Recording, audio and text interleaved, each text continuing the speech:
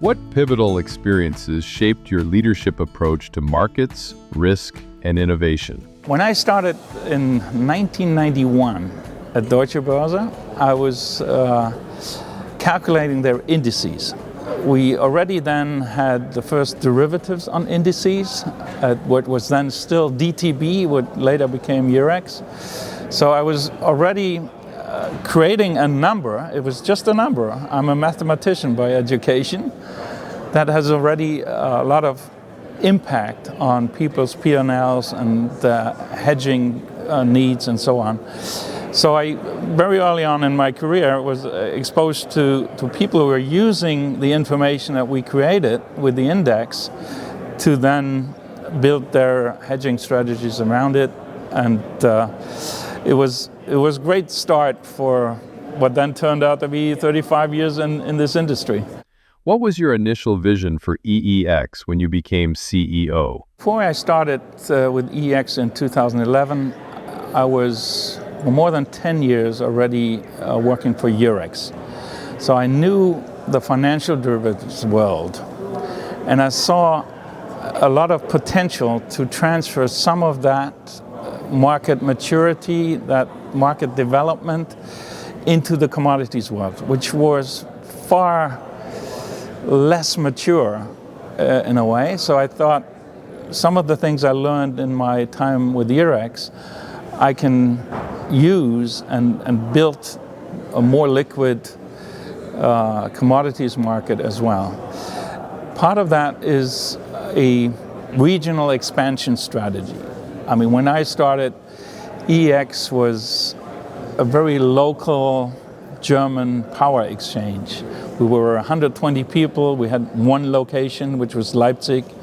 Leipzig still is the headquarters of EEX, but now we have 25 locations on 5 different continents and a team of 1,300 people that are serving the markets globally. And that was something I thought some potential I saw early on. But have I really predicted 15 years ago how this developed? No, not in every detail, of course. Which strategic decisions were the primary turning points in EEX's growth? One of the key decisions was to separate the clearinghouse into a standalone entity and then offer clearing services for other exchanges. Many of the other exchanges that we cleared for over time became partners and some even part of EEX Group. The second milestone, I would say, was the consolidation across Europe. We bought some of the other exchanges, merged then with, for example, the French exchange Powernext. So this all became sort of a center of gravity for European power trading. That really brought us from, the local German exchange to a European exchange. And then probably the third milestone I would mention is the acquisition of Nodal Exchange here in the US. That really brought us from being European to being global. How did the societal mission of the energy transition influence your business strategy? If we look at the situation of our planet as a whole, and how do we make sure that our grandchildren and their children still have a planet that's worth living on, we need to decarbonize the economy. And we can provide tools that help on that way. Whenever we decide on, what's our next product offering going to be, we look at, is it useful for that transition?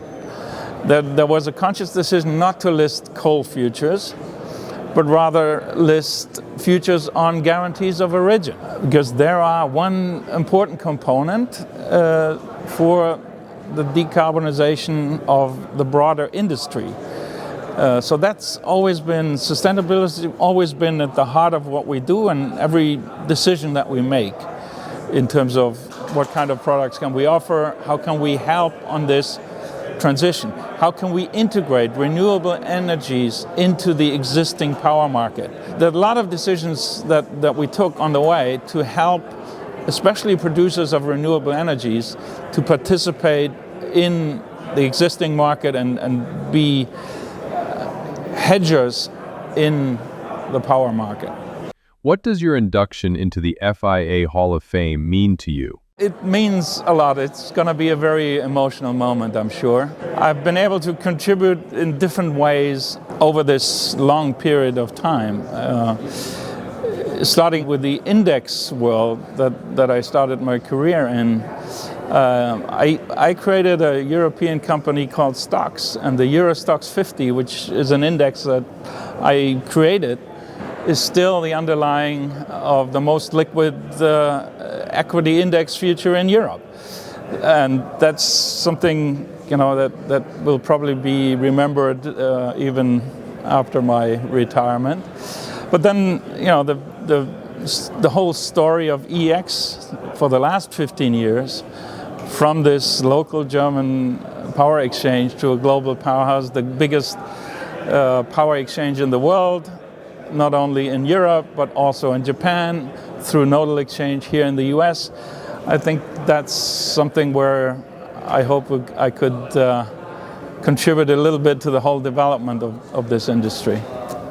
Which single achievement or initiative best captures your impact on the industry? The EX story of the last 15 years is certainly a major achievement, but it's not this one event. It's a story of 15 years of growth. As this is probably the most recent experience, I would say this is the biggest contribution to the development of the industry. The earlier on things when I was working in the index world obviously helped to build some markets as well. And it's always been my approach to form international partnerships. And this is also part of the EX growth story. We have a partnership with B3 to develop a Brazilian power exchange at the moment. We have a partnership with New Zealand Stock Exchange. And it all started here in BOCA. That's a good thing. It's the place where you meet all the other people and you create new ideas for partnerships that can help the industry to grow. What lessons from your time at Eurex were most valuable when leading EEX's expansion? The derivatives market in financial world are, I would say, 10 years ahead in terms of maturity.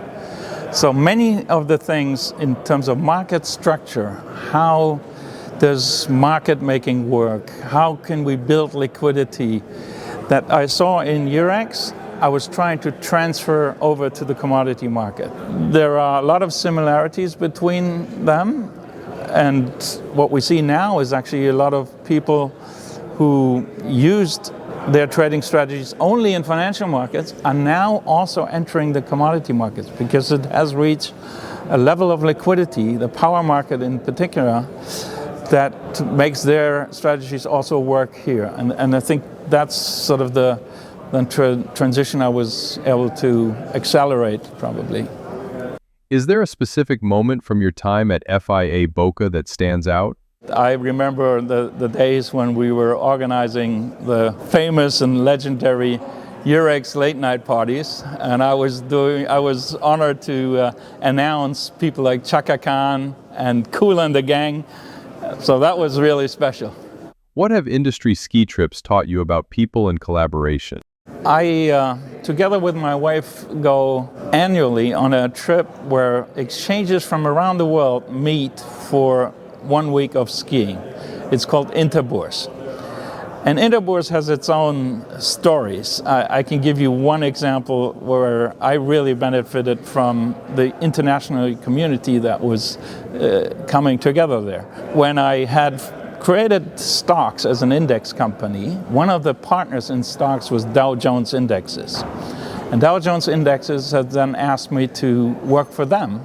I was ready to move to New York, or New Jersey in this case, to work for Dow Jones Indexes. And I was at this ski trip and I heard two gentlemen talking about, oh, I live in New Jersey, I have this big house, the kids are all gone. And I said, oh, hey, I'm moving to New Jersey in 3 months from now because I'm starting to work for Dow Jones Indexes. And I said, oh, where are you going to stay? I don't know yet. I still have to find an apartment. Oh, isn't that very difficult to do from Frankfurt? Oh yes, I still don't know. Why don't you stay with us? And we lived with them for 4 months, and they were becoming sort of our American parents, as we called them. And it's just another great story how international communities in the exchange world can work together and help each other.